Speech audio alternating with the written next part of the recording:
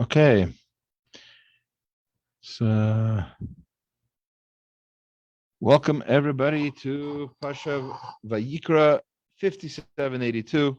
Today's class is sponsored by Aaron Limor and Ellie Siegel, and thank you very much. The learning of Torah should be in their schut and in their merit, and they should only see good things and good, healthy, happy lives. Admev Esrim Shana. The Parsha is Vayikra, and there's a lot to say, and we're going to cut it a little bit short because we need to add a few words about Parashat Zakhar. Parashat Zakhar is this week. It's the only, well, there are differences of opinion, but according to most opinions, for sure, it's definitely a d'oraita. It's a Torah obligation for everybody to hear this particular Torah reading, at least the end of it, for Parashat Zakhar. So we'll talk about that, we'll look at an essay from my Rosh Yeshiva's father of Gedalia Shor and the Or Gedaliahu, explaining at least a little bit, so we have a better understanding of what it is that we're supposed to get out of Parashat Zakhar and the war with Amalek and how it affects us today. We'll get to that. We have a lot to do in this week's Parsha as well. I listened to our previous class on the subject, Parashat Vayikra, and I spent quite a bit of time going into an introduction, like what is a korban, etc., etc. I think one of our sources is going to do a much better job than I could ever do. So we'll look at that. Aside from that, we'll also look at some other ideas. We spent quite a bit of time in last year's class on the first chapter. There's several chapters in this week's parsha, and all of them deserve our attention. So we'll try to sort of like when we get into the deeper dive, we'll look at different verses from throughout. It's worth repeating that tonight is the 7th day of Adar. It is the yahrzeit of Moshe Rabbeinu. It's a very special day. It's a very great merit that we have to learn Torah, Moshe Rabbeinu's Torah, on Moshe Rabbeinu's yahrzeit. It's a wonderful schut, a wonderful merit for all of us. Baruch Hashem, we have this opportunity. Even those of you who are going to watch this class other days, it's going to be on YouTube, and who knows what year, what day you're watching this. Who knows how long YouTube's going to be around? Who knows? Anyway, whatever it is, irregardless, it's still a great merit to learn Torah any day of the year.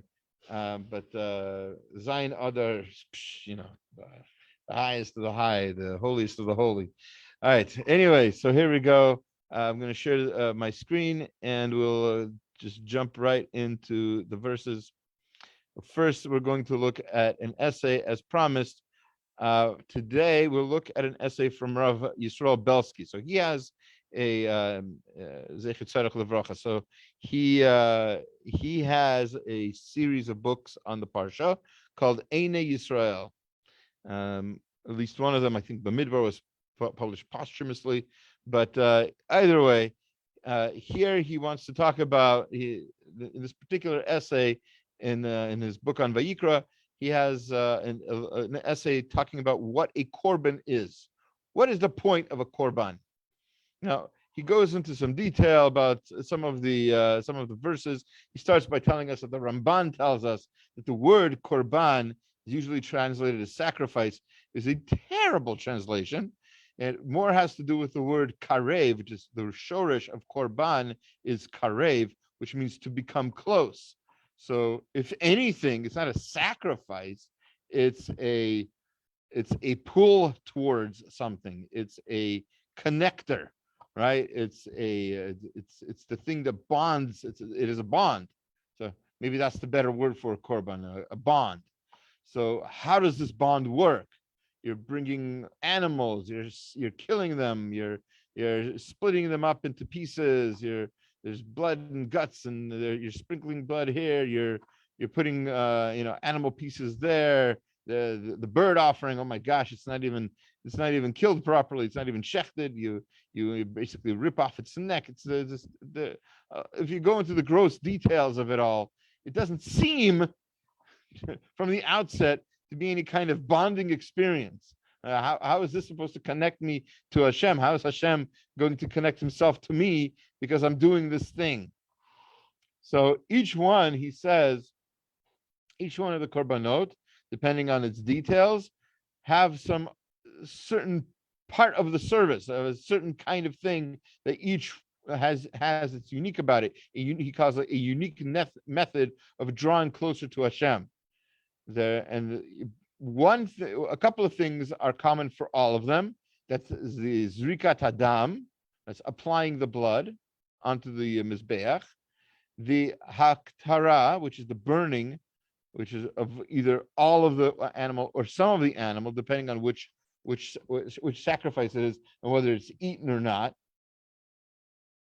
And he points out that the chatat ha'of, the sin offering that has to do with a bird, a fowl, so that is not even burnt on the mizbeach. So as according to the Gemara in Zvachim. But one of the important parts of almost all korbanot has to do with the blood, the dam. He says applying the dam, the blood, to the walls of the mizbeach is the main act that is absolutely required in all animal korbanot, as it is written in Vayikra 17:11, which we haven't gotten to yet. Ki hadam hi hanefesh yichaper. The blood atones for the soul. He talks about a third element that's found in almost all korbanot, which is the fact that it's eaten. It's a chelek hane'echal. So there's a part of the animal that has to be has to be eaten, either by the Kohen or the person who brings the korban, either way, or maybe both, or maybe one or the other. Either way, somebody eats it in some of these cases. Some korbanot are not eaten. The ola is completely, and the nesachim is completely taken up. That's one of the reasons it's called an ola. It goes all straight up. None of it is eaten down below.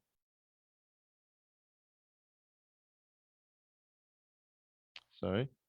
I'm waiting to see if I'm expecting an important phone call or text. All right. Either way. So without further ado, let's get into what he holds is the main, really the main point of a korban. So he talks about how the main point of a korban has to do with the fact that we are, as human beings, part animal and part soul, part this world and part the holy world. Right? The part neshama, part guf. We have a gashmiut, we have a ruchniut, we have a human part, and we have a sort of spiritual part. So the passage in the Torah regarding blood identifies the unique challenge of humanity and provides us with the key to resolving it successfully. The problem facing humanity is that there exists a certain element within us which is essential for our existence. And yet, if it is not controlled, it will bring destruction upon us. We have to learn to control it. This element is our nefesh habahamut, our animalistic soul, which is meant by, what is meant by animalistic soul? So he brings the Ramban in Parashat Bereshit, who quotes Rav Yosef Kimchi, the father of the Radak. Rav Yosef Kimchi asks, how is it that the Ribono Shel Olam, the Hashem, Master of the universe, used the plural tense in saying, Nase Adam b'tzalmenu kidmutenu, let us make man in our likeness, in our image. So the answer he explains, his explanation to Bereshit 1:26, is that every animal was created through a command to the eretz. That is the abstract concept of earth. Obviously, the earth doesn't have ears. The earth can't actually do anything. The earth doesn't have any actual thoughts. But the concept of earth. It says, Totza ha'aretz nefesh chayil mina. So let the earth bring forth living beings according to their species, 124 in Bereshit. The animal with its flesh, its bones, its blood, and its life force, which is called nefesh, comes entirely from the earth. Animals come from the earth. There's no spiritual soul in the animal. Animal life comes from the olam hatachton, the lower world, which is Eretz. There are two worlds, Bereshit bara Elokim et hashamayim ve'et haaretz. Back to Bereshit. Heaven is Shamayim, is the olam ha'elyon, the upper world, while Eretz refers to the ha'ilui. He says, Hiyuli, the primeval, formless matter that is the foundation of the physical world. From this foundation emerges all earthly life. Let the earth bring forth living beings according to their species. This is the commandment given to the Eretz, the land, right? The physical. In contrast, the Nefesh HaAdam, the human soul, comes directly from the Ribono Shel Olam. V'yifach b'apav nishmat chayim. He breathes into his nostrils, as Hashem is the first he, breathes into his nostrils as Adam, a soul of life, Bereshit 2:7. This unique human soul is a chelek me'eloka mimal, a godly portion from on high. Therefore, to create Adam HaRishon, there had to be two distinct forces, one to create his body and one to create his neshama. By joining these two together, there emerged a new creation called Adam HaRishon. Thus, there had to be two commandments. One, the Ribono Shel Olam said to himself, so to speak, Yaseh Adam, I shall make Adam. And this was for the creation of the neshama. The other commandment was to the earth, Totze haaretz, let the earth bring forth the body of Adam. These two commands joined together to create Adam HaRishon. Both of these commandments were expressed simultaneously through the pasuk Na'aseh Adam, let us make Adam. So the plural conjugation alludes to the two commands. One command for the creation of the body of Adam, and the second for forging the Nishmat Chaim, Adam's living soul. Now I know this is getting Kabbalistic and complicated, but just to review, especially if let me just check. There might have been people who came in a little bit late, so not a problem. Again, Ramban is quoted. This is Rav Yisrael Belsky writing, Zecher Tzaddik Livracha, and he's quoting the Ramban, who's quoting Rav Yosef Kimchi, the father of the Radak. And Rav Yosef Kimchi is saying that famous verse that some people are very confused by, where God says to something, we usually Rashi and others interpret it as he's talking to the angels. He said, "Let us make man." Rav Yosef Kimchi is saying Hashem is not speaking to the angels; he's speaking to the earth. That same earth that brought about physical creations like animals. So that earth needs to bring up the physical part of man. Who's the other? Sorry, Earth makes up water too. Let's say yes. Yes. Okay, I'm just saying, like, right. Water is not a spiritual thing. Water is a physical thing. Yes. Yes. Geshem is gashmiut. Yes. So yes, it's a physical thing. So yeah. So earth meaning those the DNA of the world, no soul included. Right. Batteries not included. Right. The earth made a part of creation, obviously based on Hashem's command, and part of it is Adam. There's a part of Adam, there's a part of mankind that is animalistic. And the other partner in this creation of man is Hashem. That's why he said, let us make man. He and earth made man based on his command. Right? And sorry? Oh, sorry. Just the question on the Geshem part, like the ocean and the rain, it's all one part. Like, I mean, rain makes up the ocean? Not like fully. I'm sorry, I'm trying to like you're asking earth science questions, but there is something called the water cycle. There's evaporation, condensation, all that stuff. So yes, there is some of the water that we have as rain comes from other existing water and the moving clouds, et cetera. Anyway, that's not in our purview right now. Back to the creation of man. Man is created by the physical world and the spiritual world. Okay, that's important. So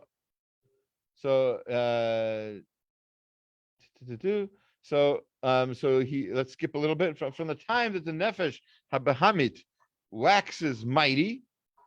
In other words, when we become more animalistic and the chelek ha'artzi dominates, the chelek hashememi, when the earthly part of our soul is dominating the spiritual part of our soul, sometimes it seems that the physical side of man threatens to take complete control. What must a person do to keep the chelik artzi in its place as a tool and servant through which the chelik hashememi can function? Right, our soul can't do anything without our body. So how do we keep our body in check so that our soul can do what it needs to do? The only way, he writes, here's the crux of our point here. The only way is to sanctify it, to makdish the goof, to make holy the body. This is accomplished by taking the source of the body's power, which is what? Which is blood, as we said before. The dam hi hanefesh, dam hu hanefesh, and elevating it by putting it upon the mizbeach, by sprinkling the blood on the mizbeach. It becomes attached to HaKadosh Baruch Hu and thus sanctified. Right? So that symbolism, that thing that we're doing with the blood, sprinkling it on this holy thing, the Mizbeach, is actually us saying that this physical thing can become holy. Furthermore, the bodily substance representing that which is most physical in man, the fat, must be transformed. And the fat is the most physical thing. We talked about that in the class last year from Rav Hirsch. This is done by burning it atop the altar and converting it to fire. In touching the altar, it becomes sanctified, indicating the desire to makriv, to sanctify the power and essence of his body to Hashem. In this way, the person's nefesh habahamit no longer dominates the neshama. That way, your physical body is not in control anymore. Your soul is in control. Rather, the earthly soul becomes subordinated to the directive of Adam's heavenly soul. This is the purpose of the Korban. And here it is. Here's what you need to remember from all this.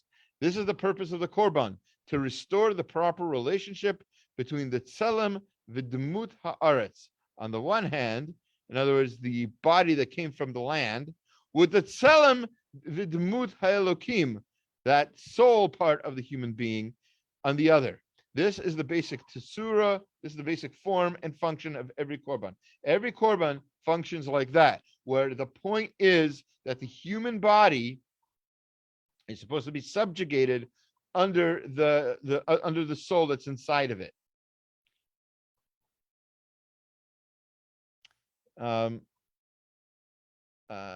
Just to allude to things we're going to say later on about Parashat Zakhar, it's worth mentioning this last paragraph. Beyond the basic concept of Korban, there is a vast amount of detailed analysis concerning the distinctive qualities of the various types of sacrifices. Obviously, like we said in the beginning, in the introduction, there are a lot of different kinds of korbanot. A lot of them have different kinds of details. The understanding of these details encompasses the whole of the order of Kadshim, right? The whole entire Seder Kadashim. We just finished Seder Moed, Baruch Hashem, and Daf Yomi. Just started Nashim. One of the second to last order of Shas is called Kadshim, and that whole order is all about the Zvachim and Nachot. All these tractates are all dealing with the details of how korbanot are given. Yet the fundamental purpose of any korban is to refine and elevate the physical element of the human being. That's the goal. Elevate the human, elevate the physical. This is represented by the body of the animal, which is categorically physical and bereft of any spiritual aspect, as mentioned by Shlomo in Kohelet, Ruach habehema hayoredet hi lemata la'aretz, the animal spirit which descends down to the earth. In this way, the neshama may lead each individual and the community as a whole towards ruchniut, towards spirituality. Once the guf does not interfere, once the body does not interfere, it does not act as a mashach, a mavdil, a dividing curtain, and this allows the person to draw closer to the Ribono Shalom, to Hashem. Now, Hashem is waiting for us to become elevated, to become holier and holier, and we have the ability to do that.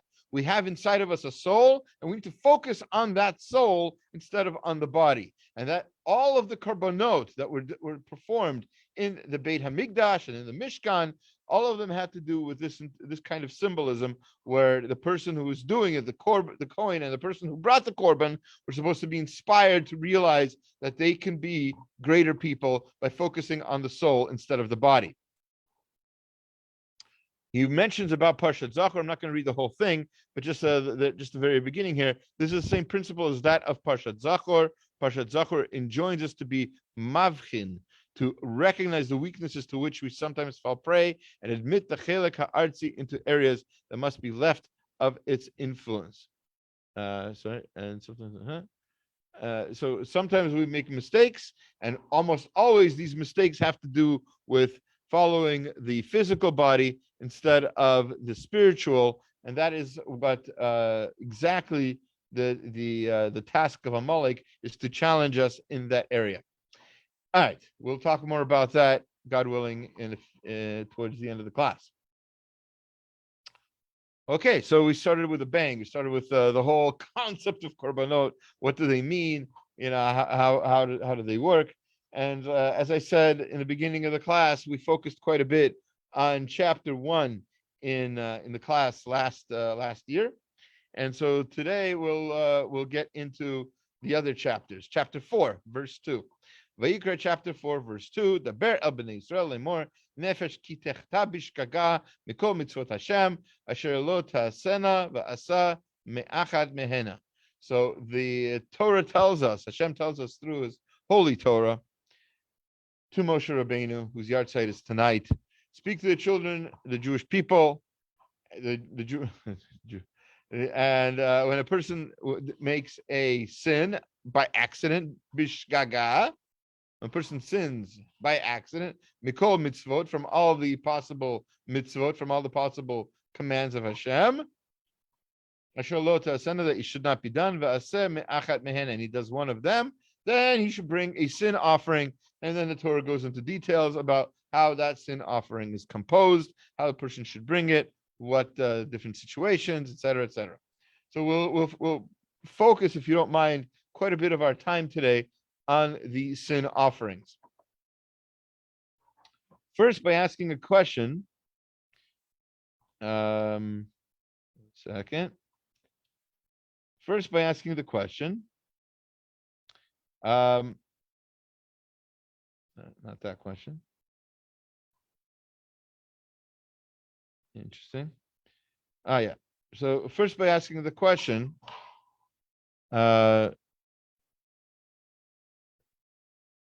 does a person who sins accidentally have to bring a sin offering? Now, there are a lot of different answers to this question, but let me strengthen the question a little bit. If somebody, this happened just today, right? I have a coworker, and somebody was driving in the parking lot and nicked the coworker's car, came to my place of work, and said wanted to talk with his coworker to tell, I guess, I don't know how she knew that it was the coworker's car, whatever. Wanted to tell the coworker that she nicked her car. Okay. What did the person do? What did the person whose car was nicked say? It happens. What am I going to do? It's okay. It's a little scratch. Big deal. Somebody does something like that by accident. Somebody scratches somebody's car by accident. Why should they be punished? So if it's a human being, you see, people forgive each other. Not a big deal. You broke one of Hashem's mitzvot accidentally. You forgot what day it was and you turned on a light, right? Or on Shabbat, right? Or you thought something was kosher, or you thought it was a good hechsher, and then it turned out to be something else.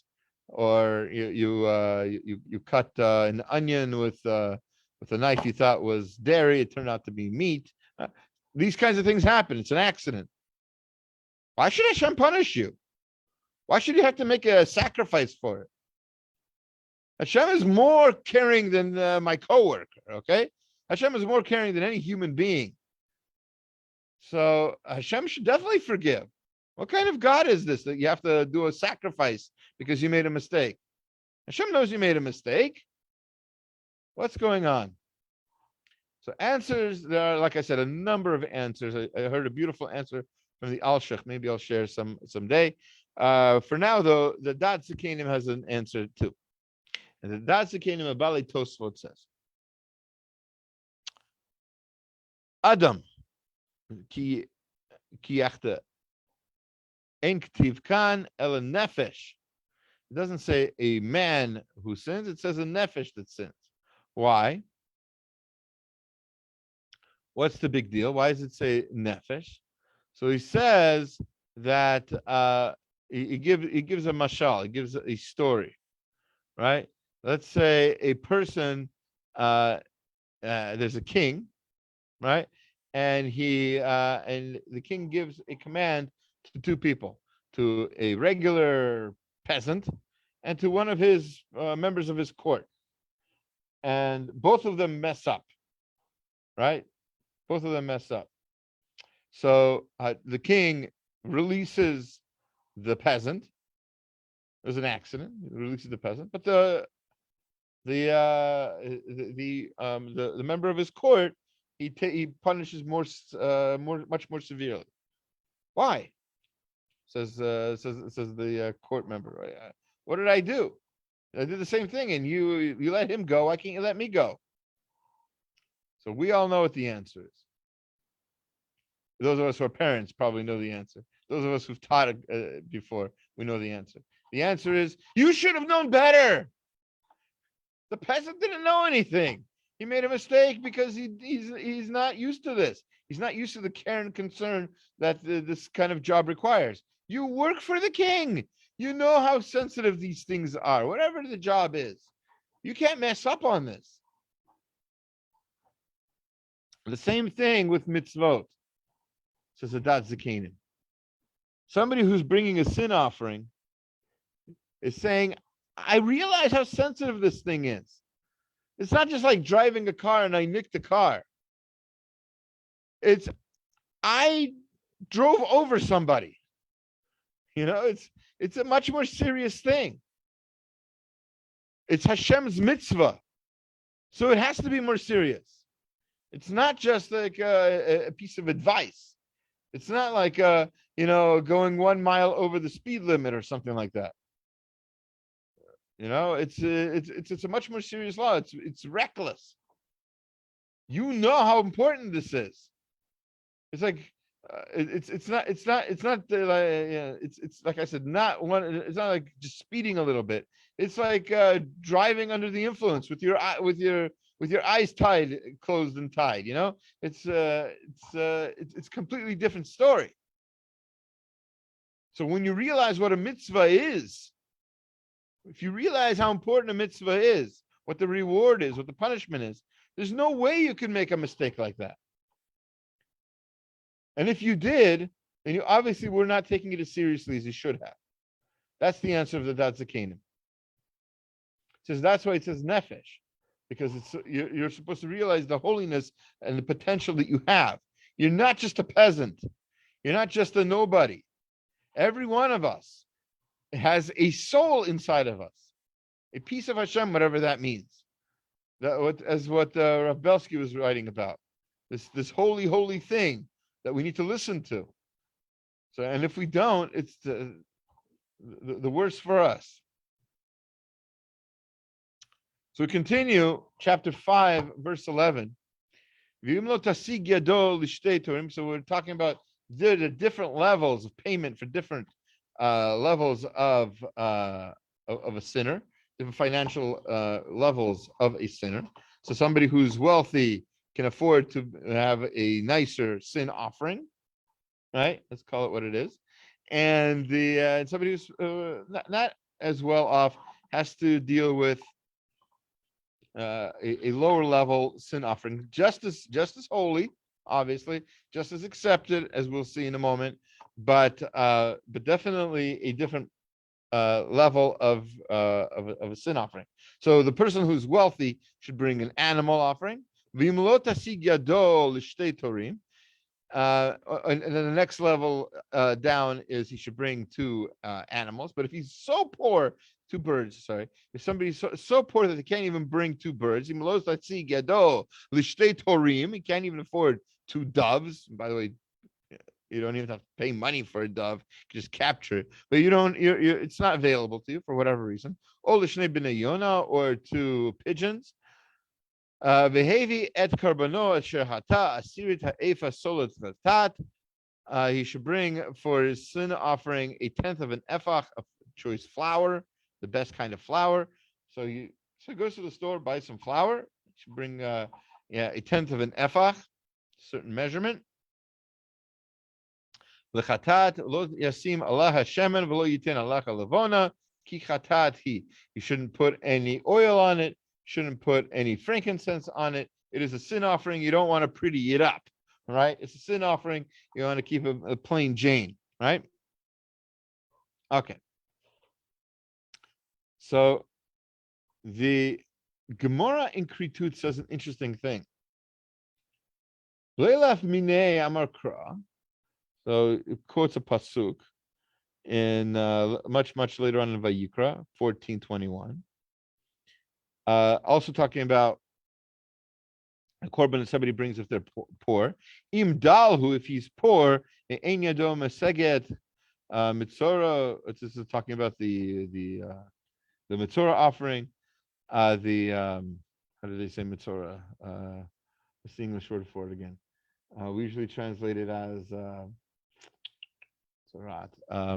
leprosy, right? It's a poor translation. Some people say it's not, but we're not going to get into that now. Maybe we'll talk about it when we get to Parashat Mitzorah. But either way, so if somebody is ve'in yado maseged mitzurahu the ashir shehevi korban ani, if a rich person is pretending to be poor and brings a poor man's offering, the lo yatsa, he does not fulfill his obligation. Aval mitame mikdash asher hevi korban ani yatsa, but however, in the case of somebody who another kind of sin, says the Gemara, where he was mitame hamikdash, in other words, he somehow profaned, he somehow made less holy the Beit Hamikdash or one of its vessels. So in that case, a rich person is pretending to be poor, and brings a poor man's offering, has fulfilled his obligation. Based on that, writes the Chafetz Chaim, or his son-in-law, in Chafetz Chaim al HaTorah, brings this verse, Imlo tasig yado l'shtei torim, and he says, HaTorah chasa al ha'ani shegam hu yimatza kapara al chato. The Torah is very concerned about the poor person, that he should also get forgiveness for his sins. V'af al pisha en v'yechalto lehevi et lehevi shnei, it should be se or shtei torim. He's not able to bring the animal. He's not able to bring the two birds. Yachol lehavi korban ani bidli dalut. He's able to bring his offering of the poor man's offering, as we described before, with the 10th ephah of fine flour. Ubi Perush Amru Chazal, the rabbis explained, and this is the quote we gave from the Gemara in Kritut. It's also mentioned in Arachin that a poor person, that a rich person pretending to be poor, does not fulfill his obligation in this kind of case. So how about nowadays? How about nowadays when we have tzedakah? Can a rich person fulfill his? That's what's going on. Can a rich person fulfill his obligation with a poor man's offering, a poor man's amount? Let's say you have to give, somebody's collecting at the door. You open the door, and the man asks for some tzedakah, and you say, well, you know what? I'm poor myself. I'll give you a penny. Do you fulfill your obligation? Writes the Chavetz Chaim today. שאנו חייבים לתת בימינו. בזמן שאין בית המקדש כי אם הוא במקום הקורבנות בלפנים. That tzedakah takes the place of the korbanot that we used to bring. Because that's the case, the rich man cannot fulfill his obligation, betrumat ani, with the poverty of with the tzedakah of the poor. Rak alav latet kfi habracha kfi hayicholet.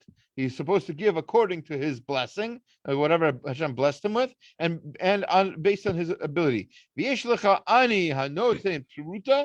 some poor people who can only give a pruta, give a penny, and they fulfill their obligation. And there's rich people who give 1,000 gold pieces, and he still does not fulfill his obligation of giving. He's got so much. Giving 1,000 is nothing. He's got billions. He's got trillions of billions and billions of dollars. Right? He's got lots and lots of money. Because Hashem blessed him to give. What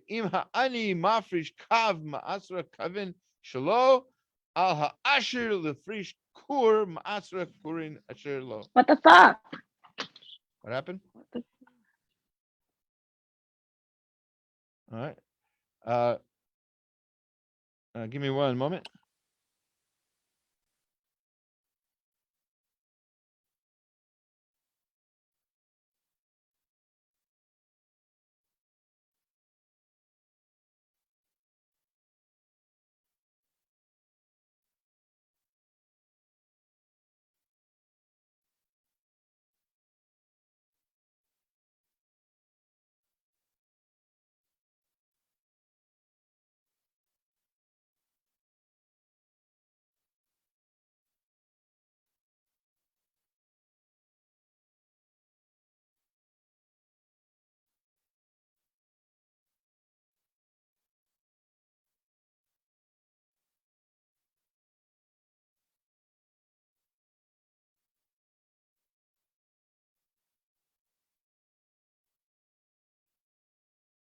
I'm sorry about that.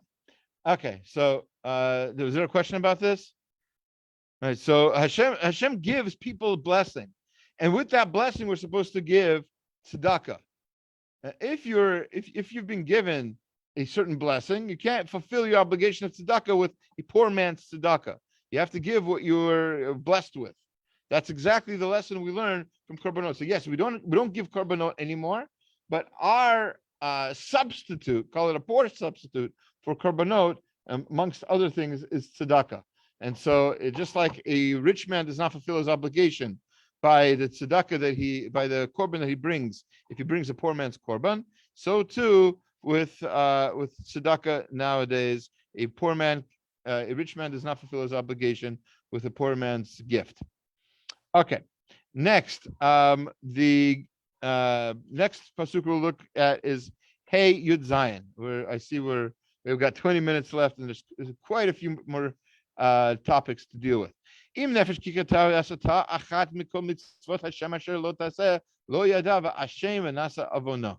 this is a certain kind of offering called an asham, very similar to the English word ashame, right? Ashamed, right? I don't think they're related, but nevertheless, it's an easy way to remember it. Now, the reason for an asham is not for a sin offering, but it's a doubtful sin offering. You don't know if you sinned. You think maybe you did. In other words, you wake up one morning and you look at the dining table, and on the dining table are two open packets, both consumed. One had a hechsher and one did not. Right? And you ate one of them. You remember you ate one. You don't know which one of them you ate. I'm sorry, somebody has a question.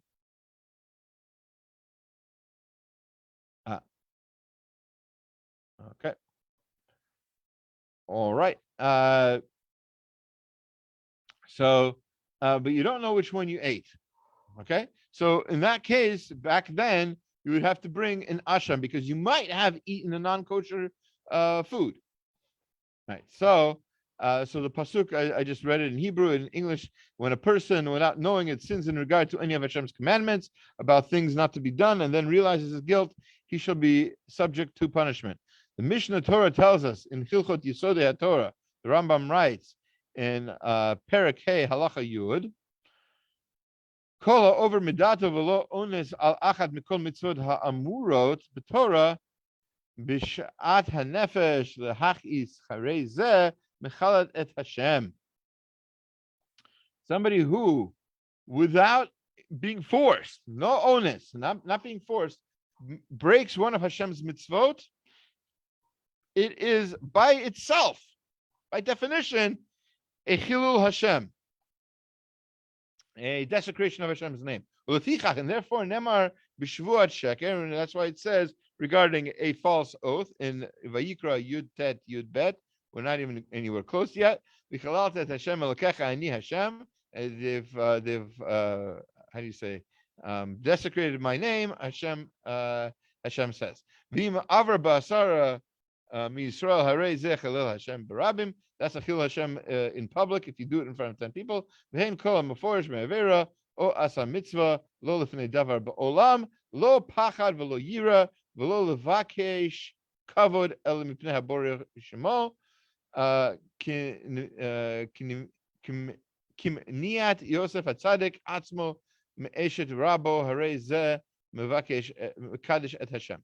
So the opposite is the Kiddush Hashem, where you sanctify Hashem's name with your behavior. Now, based on that, writes Rav Moshe Sternbach in Tam V'dat, okay? He has a question. What did this verse call these things? These sins that you're doing by accident. It says, Im nefesh ki chatav asata achat mikol mitzvot Hashem. If somebody by accident does one of the mitzvot of Hashem, we translated it secretly as sins against the mitzvot, but that's not what it says. This person is doing a mitzvah by breaking the mitzvah. It's very strange, just grammatically. So Rav Moshe Sternbach wants to know, why does it say it like that? So he writes in Tam V'dat, yesh ledakdek b'lashon mitzvot. We have to explain why the word mitzvot is used here. The harei midubar verot sherak im asama she'asur lo. It should have said that it's an aver, it's a sin. Lama eskiru Torah b'lashon mitzvot. We have to explain this. V'nira mekan yisod divrei b'gemara. It says in the Gemara in Kedushin, yashav lo avar avera notlim lo schar ka'osa mitzvah. Somebody who is about to do an avera and doesn't, so they've fulfilled a mitzvah, right? When you stand against the test, shelo yavor al asharoteha shel Torah mitzvahi. It's a mitzvah when you do not break the Torah. Umekabel schar al zayin, he gets reward for this. Ka'osa masa b'yadayim, as if he did something with his hands. Kafi godol nisyono v'tzar midato b'zeh kein yarbes scharo v'orach mitzvah shekayim. So the more difficult it is to avoid this sin, and if you fulfill this act of not sinning, it's as if you did something. In other words, just real quick, just before we get to the Rambam, he brings this Rambam that we just quoted.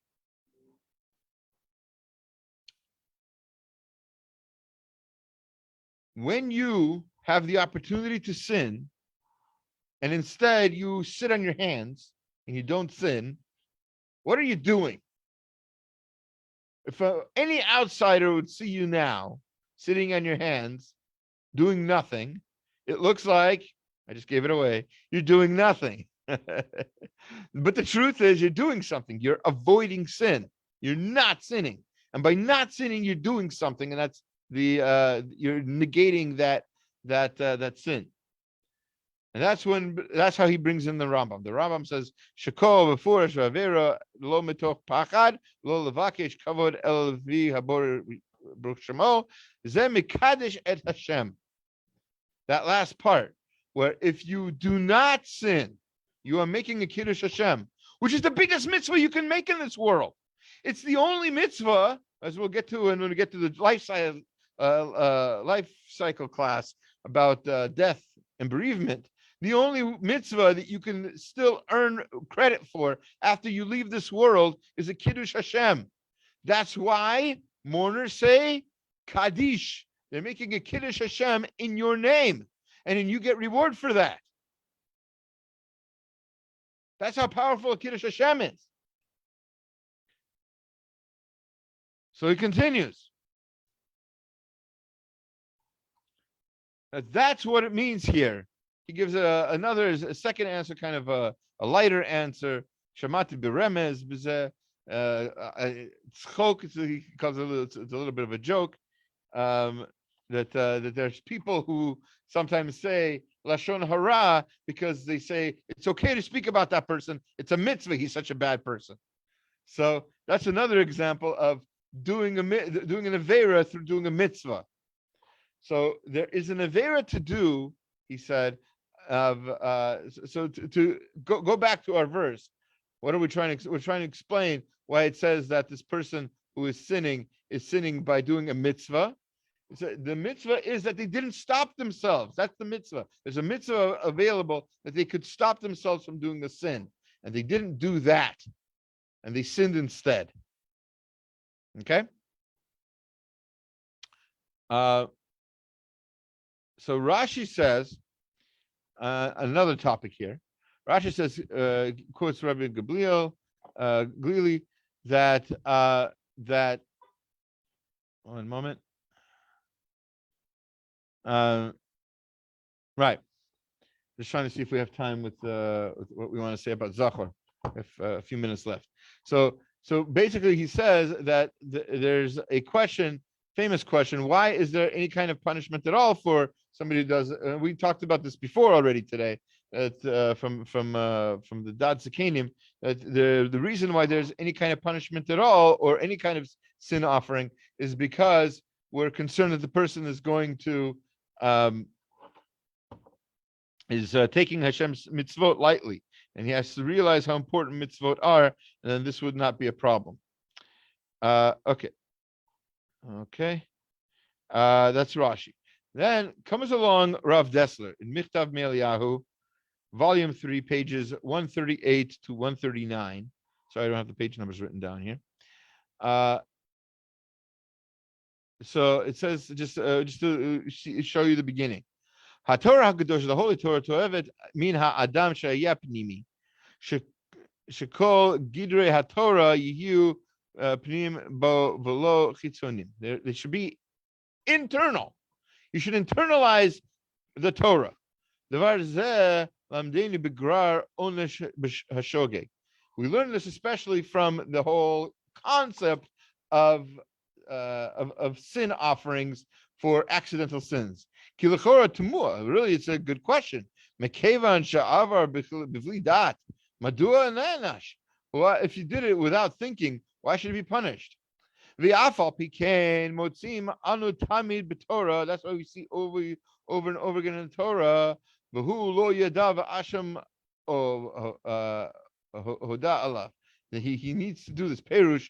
O yisa et ansho shagagato ala shagagato o yitchaper bekorban. I'm beramban. So he quotes the Ramban. Below od, he continues. Let's get to the bottom here. Aval inin he ma shebaranu el b'sof nemamar chinuch madrega. He says this earlier. Shekol asher nimtza ba'adam be'etzem pniyoto lo yitcha lo yita bo. Sorry for the bad copy here. Whatever you remember is part of your mitzvot, and whatever you've forgotten about is something you didn't really internalize. Why did you make an accidental sin? Because you didn't care about it enough. Same idea, just a very strong language here. We know this, by the way. One of the first things of walking into shul back when I, first started coming to shul, one of the first classes I ever went to was, I think, a Derech Hashem class that Rabbi Karabkin was giving. Should live and be well. And one of the first things I remember hearing from him that really stuck with me, showed the emet of Torah. He said, think about it. Think about the phone numbers that you remember. This is back when people had phone numbers memorized. Right? Think about the phone numbers you remember. How come you remember this person's phone number? You don't remember that person's phone number. You know that person. How come you don't know his number? You know why you don't know his number? Because you don't care to. You don't want to. If you wanted to remember a number, you would. It's famous, and I've mentioned this before. There's a famous Woody Allen joke like that. So it's a one-liner. He says, "I always wished I could spell Connecticut." Of course you can spell Connecticut. If you can't spell Connecticut, it's because you don't want to. You didn't ever put the effort into it. You don't care enough. Once you care about something, you'll be able to do it. Once you care about something, you'll remember it. And once you care about something, there will not be any sin offerings. Okay. Related to all of this is Parashat Zakhar. Parashat Zakhar, commandment from the Torah that we should always remember that Amalek attacked us. Asher karcha baderech. They came and they cooled us as we came out all hot and excited and happy and ready to serve Hashem. We were all pumped, right? We just saw the miracles of Egypt. We saw the drowning of the Egyptian army at the Red Sea and the splitting of the sea, everything. And then the miracle of the clouds and the man and everything. And all of a sudden we get attacked. We get attacked by Amalek. And there's a war. And part of the war, the Pasuk tells us that Moshe Rabbeinu had to have his hands up. And while he had his hands up, the Jewish people were successful. When he had his hands down, the Jewish people were not successful. The Gemara in Rosh Hashanah, the Mishnah actually in Rosh Hashanah tells us, asks the question, Kasher Yarim Moshe Yadu Gvar Yisrael Kule. When they saw Moshe, did Moshe's hands win the war? His magical hands, my hands are up, we're going to be successful. My hands are down. Was he playing a game? What does it matter if his hands are up or down? So the Mishnah there answers, the Mishnah Rosh Hashanah, the 8th Mishnah in the 3rd parak of Rosh Hashanah, if you want to look it up. It says, as long as they turned their eyes to heaven, they were successful. And when they forgot that their success comes from heaven, they were not successful and they lost. So this is where Rav Shor comes in. We have to understand the question of the Mishnah. What is the Mishnah trying to ask? They couldn't, obviously, the Chazal are not trying to say that Moshe's hands are miraculous. Instead, what it's asking is, if it was so important for his hands to be up, why would he lower them? Why did he put them down? What game was he playing? Was he just tired? He had people around him that could have held his hands up.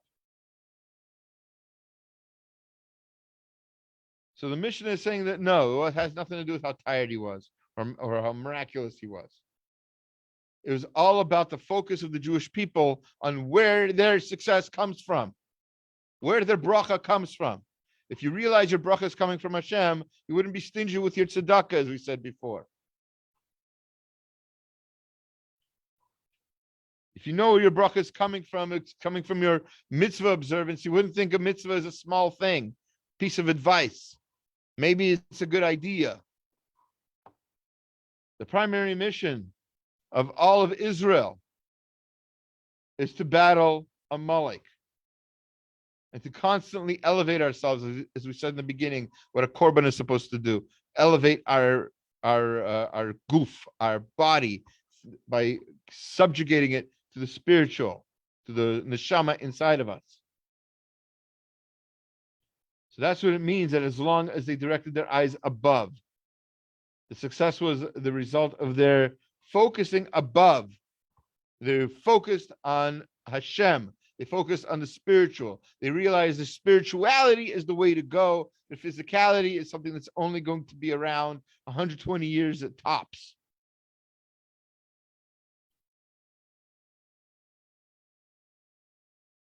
The war with Amalek is about that.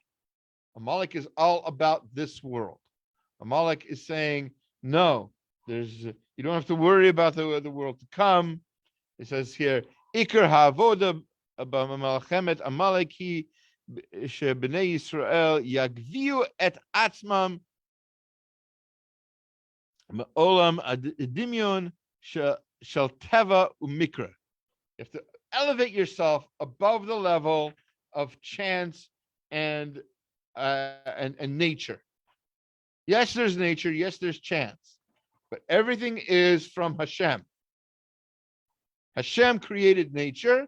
Hashem created chance for some things, but everything comes from Hashem. I'll give you an example. Here's Mikra, right? There's a war going on. Russia, Ukraine, other wars in the past, probably, unfortunately, other wars in the future. And you'll have talking heads on the news. Oh, this happened because of this. This happened because of that. Oh, it's this person's an egotist. Oh, this person is not bending. Whose propaganda are you going to believe? This, that. Oh, they used to corroborate with Nazis. Oh no, they used to corroborate with Nazis. Oh, we're corroborating with Nazis. You're corroborating with Nazi corroborators all over the place. Are they right? What we have to understand is, yes, in a sense, there is a mikra, there's a science, there is a political science to why things happen. You look back far enough, you'll find other proofs and reasons for ethnic issues and conflicts, et cetera, cultural differences, et cetera. But that's not really what's going on. That's smoke screen. That's a mask. Like on Purim, it's a mask. What's really going on is behind the scenes. What's really going on is Hashem wants this war to happen. Why he wants this war to happen, I don't know. I'm not a Navi. I don't know why this war is happening. But it has something to do with us elevating our souls and elevating our physical bodies to something more spiritual, which we can always do. He concludes here that Klal Yisrael, the Jewish people, cannot have any doubt that Hashem is with them. Remember, the Jewish people were surrounded by a cloud, and Amalek was able to get in and attack them. Were they really that strong that they could fight off Hashem's cloud? No, the cloud went down. The force field was down. Why? Because the Jewish people asked, Im hayesh Hashem b'karbenu im ayin. Is Hashem among us or not? And as soon as they had that iota of doubt, Hashem's protection left them, and they were able to be attacked and hurt, really, by Amalek. Our job, according to the Midrash here being quoted by Rav Shor, our job is to fight Amalek on that level, to realize that we have it within us. We have a great, amazing spiritual power, and we have to focus it on defeating Amalek and elevating ourselves to greater and greater heights. I thank you for joining us for this class. If there's any questions, I'm going to stop the live feed to Facebook. I want to remind everybody